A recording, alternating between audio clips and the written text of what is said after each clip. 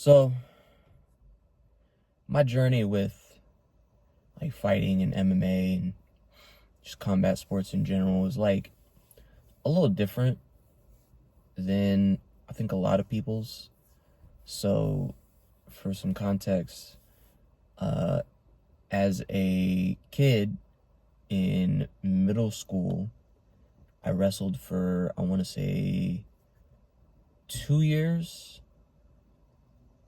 And then like a little bit, and by a little bit, I mean like probably 2 months of like club wrestling when I was in middle school. But I played other sports as a kid. I played football up until I stopped going to school in high school. I played some basketball, a little bit of t-ball, and that was about it for sports when I was, young. And then I got pretty out of shape and overweight, when I was in my late teens, right? When I was, 16, 17. And I mean, to the point that like I was crushing like half of a 12 pack. So 6 cans of Pepsi a day, uh, eating like boxes and boxes of Nutty Buddies, just like really out of shape, really unhealthy, just a fat slob of a human being, right? Just, fucking big old belly, big old hips, right?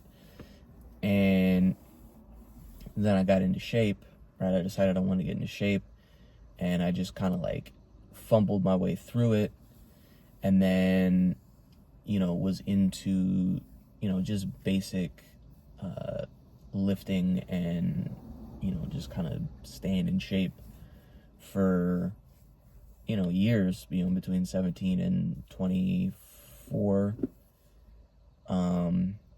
almost 25. And then around my 25th birthday, because this was during,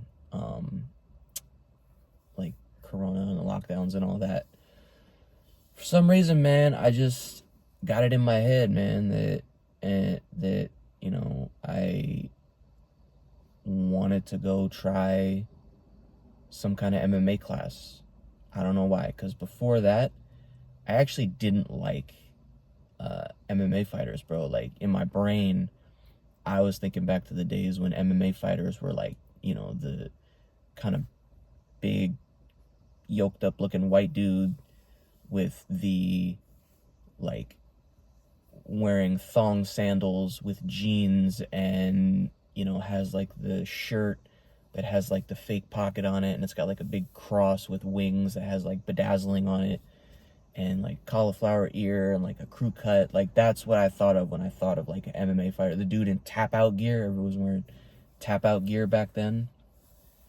But I had always had kind of an interest in it, and it was actually from that show, Bully Beatdown with Mayhem.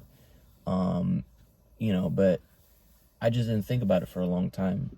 And especially when I first started to get curiosities about it, I just didn't even think it was, even worth my time, because, hey, man, I'm already in my 20s. Like, I can't be a fighter.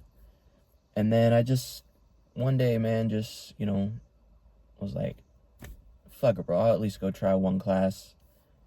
I show up to the gym that I was going to at the time in Hudson, Massachusetts, a place called Hudson Combat Academy. I just like Googled, MMA class near me, saw that they had a MMA class like an hour from when I looked it up. Like, they got one in an hour. So I went down, checked it out, and from the first class, man, I was like, oh shit, this is it, right? This is awesome. This is what I want to do. But the problem was that, that was like a kind of awkward time in my life, I guess, because I was still like, my kid's mother and I had broken up at that point, but we're still living in the same house just because, breaking up and then getting finances together to be able to like move away, especially in my situation where I don't have out in Massachusetts just a slew of, you know, family that I can go like, oh man, me and my girl broke up, can I sleep on your couch for a few weeks? I don't have that out there because my family is all back in Oregon, right? So it was a little bit of an awkward time in my life, but I started training and, you know, decided that's what I wanted to do. And I remember I'd probably been training for like a year at the point that I like felt like I was ready to take a fight. And then I remember I had reached out to a promoter for one of the promotions in New England that does MMA fights, and they also do like Muay Thai fights and I think grappling matches too. And I reached out. I was like, "Hey, man, you know, I'm such and such. I train here. This is my coach. I think you know him. And you know, I'm around this weight, so I'll take any fight at 135, 145." And he, you know, says to me, he's like, "Yeah, I think I got a 135 fight that's a Muay Thai fight." You know, and I was like, "Bet, sign me up," right? And then I told my coach about it, and, you know, shout out to him for being, you know, honest and like having my best interests in mind and in his heart, because he's like, "You ain't ready, bro."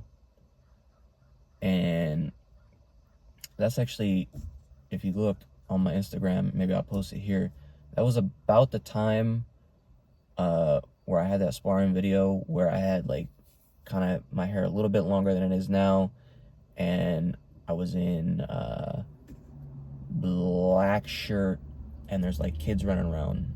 We were sparring on an open mat. So it was about that time, right? And I was okay, right? But I wasn't like ready. And then he told me, he's like, "No, man, I'm not gonna like co-sign that. I'm not gonna co-sign for you, right? I need 2 or 3 consistent months from you before, like, consistent meaning you're showing up every day and you're training hard, and I'm seeing what I want to see before I'm going to co-sign for you to take a fight."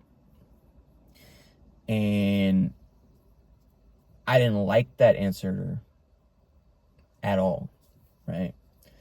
And, you know, it just so happened that around that time, I was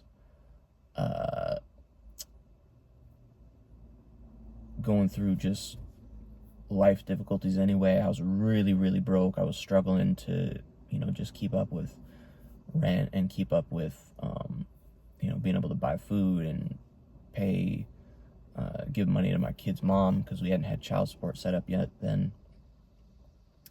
And, you know,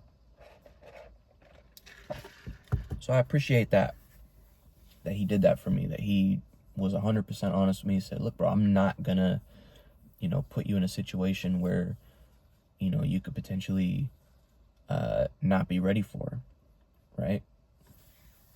And around that time, a little while later, I moved back out to Oregon to stay with my pops, you know, under the understanding that I was going to get my life together in the time that I was out there. And, you know, shortly after I moved out there, I signed up to go to Team Quest, which is, you know, a pretty well-known gym in the MMA world, especially for people that are like old school fans. You know, that's where Chael Sonnen fought out of originally. That's where Randy Couture was, Matt Lindland, I think Dan Henderson, a couple other, like, you know, old school, you know, greats of MMA. And I started training there, and I, you know, got a lot of good reps and a lot of good training there. I, you know, was going almost every day. You know, I was sacrificing everything to train there. And shout out to my pops too, because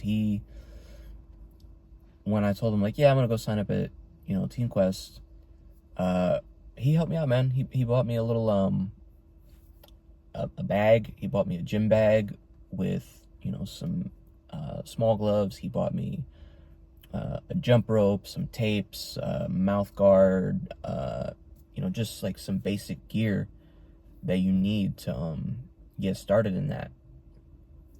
And, you know, I really appreciated that because I didn't really have, you know, crazy amount of money at the time. I didn't have any money. So he helped me out with that. And